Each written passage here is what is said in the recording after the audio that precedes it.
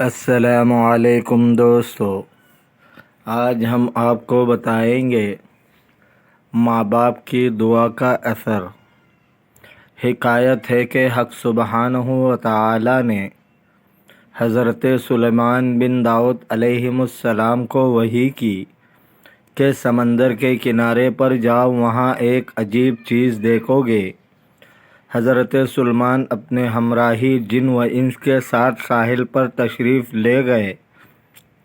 جب ساحل پر پہنچ کر داہنا بائیں نظر کی تو کچھ نہ دیکھا۔ آپ نے عفریت سے فرمایا کہ اس سمندر میں غوطہ لگا اور وہاں کی حالت مجھ سے آ کر بیان کر۔ اس نے غوطہ مارا، ایک ساتھ کے بعد اوپر آیا اور عرض کیا، یا نبی اللہ، میں نے اس دریا میں اتنے غوطے لگائے مگر اس کی تہ کو نہ پہنچا، نہ کوئی چیز مجھے نظر آئی۔ آپ نے دوسری عفریت کو حکم دیا کہ تو غوطہ لگا کر وہاں کی حالت مجھ سے بیان کر۔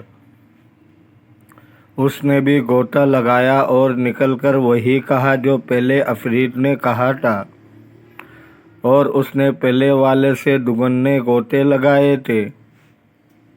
آپ نے آصف ابن برقیہ سے کہا، جو آپ کے وزیر تھے، جن کا حق تعالی نے بھی ذکر کیا ہے، وقال الذی عندہ علم من الکتاب، یعنی کہا اس نے جس کے پاس علم کتاب کا تھا۔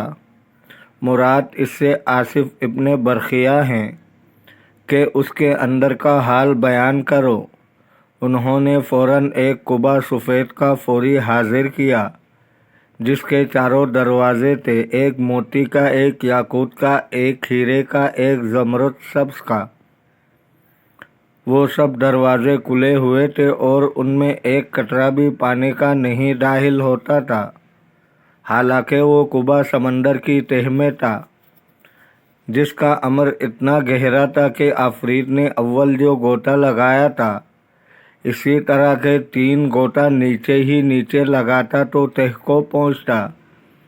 انہوں نے جب حضرت سلیمان علیہ السلام کے سامنے حاضر کیا تو کیا دیکھتے ہیں کہ اس کے اندر ایک جوان خوبصورت صاف کپڑے پہنے ہوئے نماز پڑھ رہا ہے۔ آپ نے قبا میں داخل ہو کر اسے سلام کیا اور فرمایا کہ تجھے اس دریا میں کس چیز نے پہنچایا؟ کہا، اے نبی اللہ، میرے باپ اپاہج ہے اور ماں نابینا تھے۔ میں نے ان کی 70 برس خدمت کی۔ جب میری والدہ وفات پانے لگی تو انہوں نے کہا، اے اللہ، میرے بیٹے کی عمر دراز کر اور تیری عبادت میں گزارنے کی توفیق دے۔ جب باپ کی وفات کی نوبت آئی تو انہوں نے کہا، اے خدا، اس سے ایسی جگہ خدمت لے جہاں شیطان کا دخل نہ ہو۔ جب میں نے انہیں دفن کر اس ساحل کی طرف آیا تو یہ قبا نظر آیا۔ میں اس کی خوبصورتی کے ملاحظہ کے لیے اندر داخل ہوا۔ اتنے میں ایک فرشتے نے آ کر اسے اور دریا میں اتار دیا۔ حضرت سلیمان علیہ السلام نے پوچھا کہ تو کس زمانے میں وہاں آیا تھا؟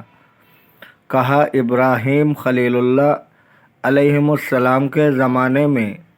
حضرت نے تاریخ دیکھی تو معلوم ہوا کہ انہیں 2000 سال گزرے تھے۔